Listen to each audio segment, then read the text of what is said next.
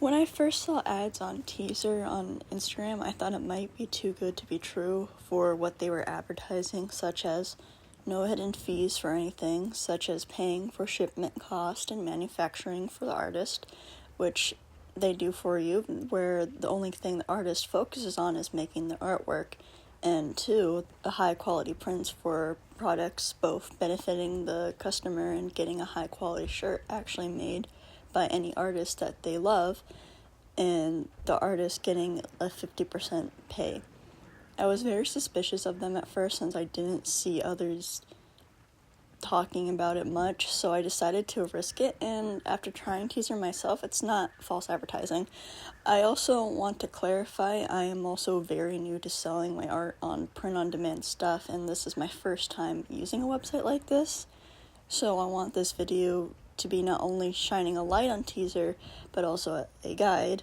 Plus, as of recently, Teezr has updated the site, so it's different than it was the last time I uploaded anything to it.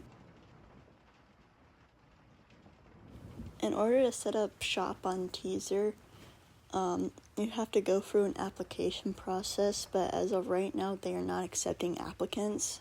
So I recommend you follow them on their socials to see when they announce the applications are back up.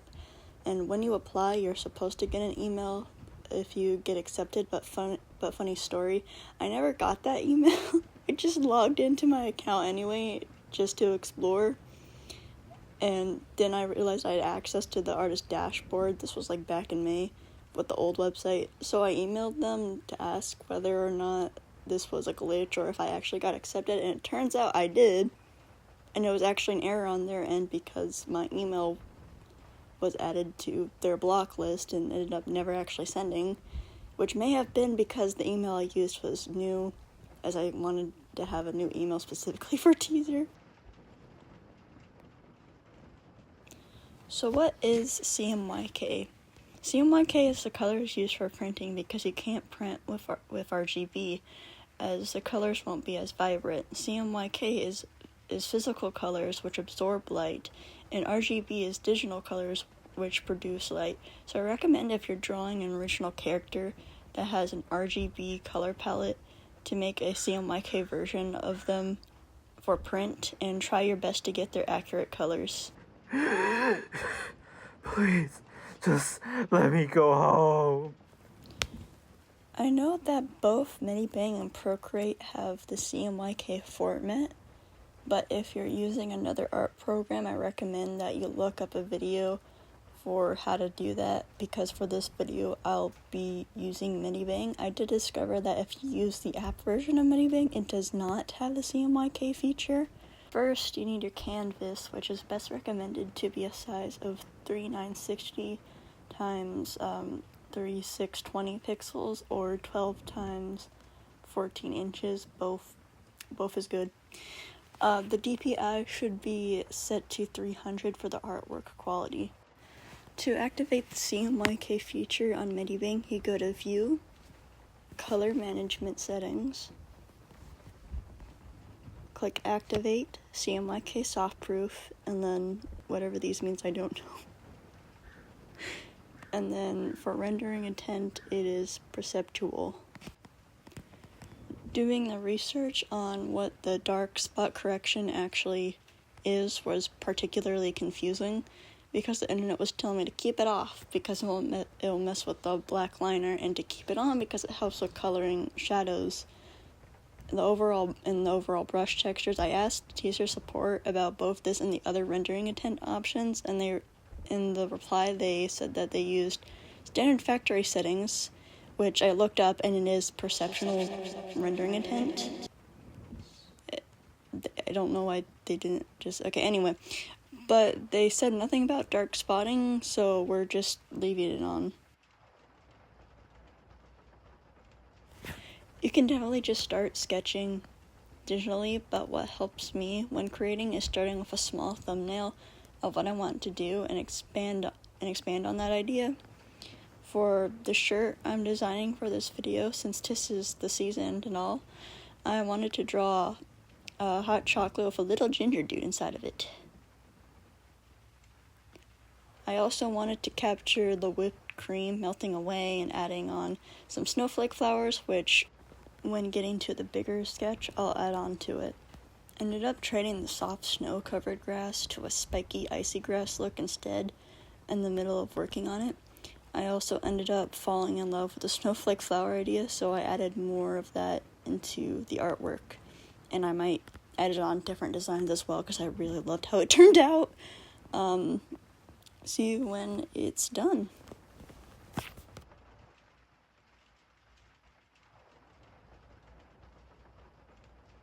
After you're done with your artwork, you're going to want to make it a transparent PNG or JPEG.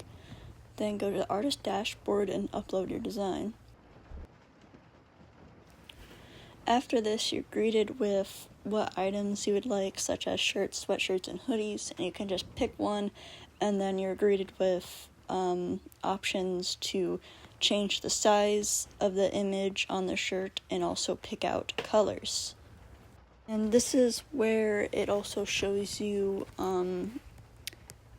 where the price is that you can change, and it also shows you your profit on the side. Then you're gonna go ahead and click publish, and it will appear in both your store and the artwork will be shown in your portfolio. I did have others to show there in the portfolio with my other designs, but since they transferred everything over to the site, they're still in the middle of transferring those over too. So that's okay. Here are 2 products I've bought in the past from my own shop. So for my Lotus Ray hoodie, I knew I was going to put it on both dark colors and bright colors, so I made the line art more of a dark gray instead of a black, but it mostly, almost blended in with the dark colors of the manta ray. But if it's on a lighter hoodie, like the gray version here, you can see the line art clearly. It also trips me out a little on the dark navy version because I can kind of see the dark violet I used. Other than that, the colors are very, very close in accuracy, and the hoodies are very comfortable and warm. I have better photos of it posted on my Instagram when I first announced my Teezr shop, which will be linked in my linktree. And then this is the pumpkin guts shirt, where I used more of an orange-brown line art, and I really adore how this one came out printed, and that you can see the soft brush texture for when I use the watercolor brush. It does have a chip here, but that was because of me not paying attention to the washing directions, which I will get to right now. Check the tags. I didn't. In conclusion, I think Teezr is a nice marketplace for artists who want to sell their own merchandise, and it's a nice little side hobby as well. It's also a fun way to explore the elements of design and really making you do more research about how printing works if you want to get more into it. I can't wait to see what other plans Teezr has in the future, as they said they might release different items to the shops, such as stickers. I also have a fun fact for y'all.